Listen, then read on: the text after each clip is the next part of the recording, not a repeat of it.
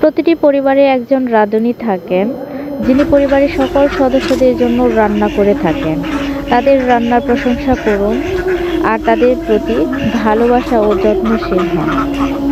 আসসালামু আলাইকুম, hello viewers, আশা করি সকলেই ভালো আছেন। ভিডিওর শুরুতে আমি আজকে আমাদের বাড়ির হাঁসগুলো দেখিয়ে নিলাম। ওইখান থেকে দুইটা হাঁসকে আমি কেটে ধুয়ে পরিষ্কার করে নিয়েছি। এখন চলে যাব আমি চুলার মধ্যে। একটা কড়াই বসিয়ে দিয়েছি, এখানে তেল দিয়ে এলাচি, দারচিনি আর দিয়ে দিয়েছি গোলমরিচ, শাহি জিরা। কিছুক্ষণ ভাজার পরে খুব সুন্দর ফ্লেভার বের হবে। দিয়ে দেব পেঁয়াজ কুচি। পেঁয়াজগুলোকে আমি ব্রাউন কালারের মতো করে ভেজে নেব কিছুক্ষণ পরপরই নেড়ে ছেড়ে। মেয়ে হয়ে জন্ম নিলেই রান্না করতে হয়, প্রতিটি মেয়েরই রান্না করতে হয়, রান্নার কাজ শিখতে হয়। এখনকার যুগে ছেলেরাও রান্না করে, অধিকাংশ ছেলেরা প্রবাসে থাকে, ম্যাচে থাকে, তারা তাদের প্রয়োজনে রান্না করে থাকে।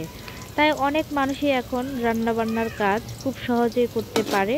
আর ইউটিউব চ্যানেল তো কোনো কথাই নেই, খুব সহজে রান্নার কাজকে সহজ করে দেয়, শিখিয়ে দেয়। আমার পেঁয়াজগুলো ভাজা হয়ে গেছে। এখানে আমি পেঁয়াজ, এলাচি, দারচিনি, কাঁচামরিচ ব্লেন্ডার করে নিয়েছি, আদা রসুন বাটা। এখন আমি একে একে সবগুলো উপকরণ দিয়ে দেব। এখন দিয়ে দিব আমি একটা হাঁসের জন্য 3 চামচ আদা রসুন বাটা দিতে হবে, দুইটা হাঁসের জন্য 6 চামচ আদা রসুন বাটা দিতে হবে। আমি আদা রসুন বাটা দিয়ে দিলাম। এখন আমি কিছুক্ষণ তেলের মধ্যে ভালো করে ভেজে নেব। এখানে এখন আমি পানি ব্যবহার করব না, পানির পরিমাণটা আরও পরে ব্যবহার করব। দিয়ে দেব ব্লেন্ডার করে রাখা মশলা, দিয়ে কিছুক্ষণ নেড়ে ছেড়ে ভালো করে ভেজে নেব।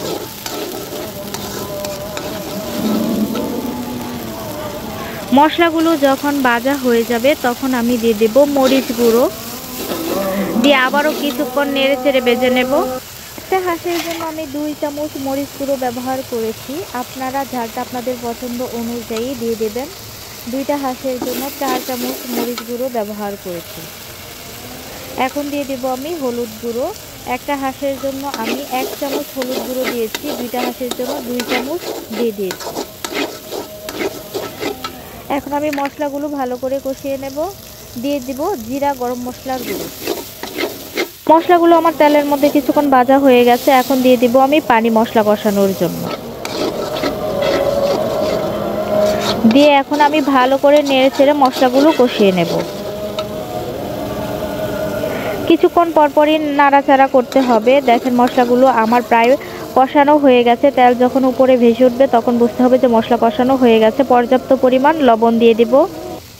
গরুর মাংস রান্না করার জন্য যে রাঁধুনি গুঁড়া মশলা ব্যবহার করা হয়, ওইখান থেকে 2 চামচের মতো এখানে আমি দিয়ে দেব।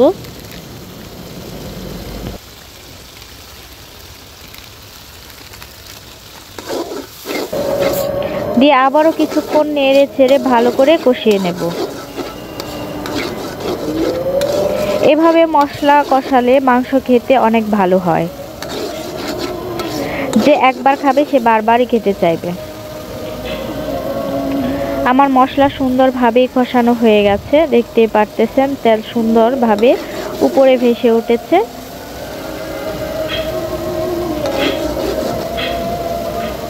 এখন আমি মাংসগুলো দিয়ে দেব। দিয়ে মাংসগুলোর সাথে মশলাগুলো নেড়ে ছেড়ে ভালো করে মিশিয়ে নেব।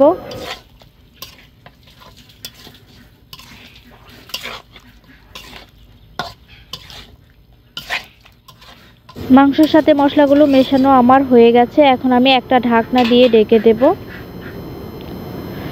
এখানে আমি এখন কোনো পানি ব্যবহার করব না, মাংস থেকে পানি উঠবে, ওই পানি দিয়ে আমি মাংসগুলো কষিয়ে নেব। কিছুক্ষণ পরপরই আমি ঢাকনা তুলে নেড়ে ছেড়ে দেব। এই যে দেখেন মাংস থেকে পানি উঠেছে, ওই পানি দিয়ে আমি মাংস কষিয়ে নেব।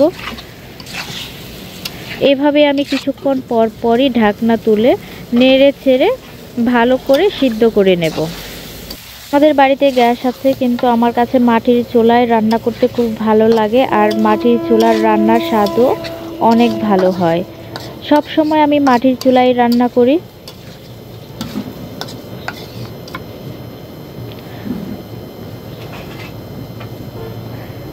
এখন আমি ঢাকনা দিয়ে ঢেকে দেব। এভাবে আমি কিছুক্ষণ পরপরই ঢাকনা তুলে নেড়ে ছেড়ে দেব। আমার মাংস কষানো হয়ে গেছে। এখন আমি দিয়ে দেব পানি।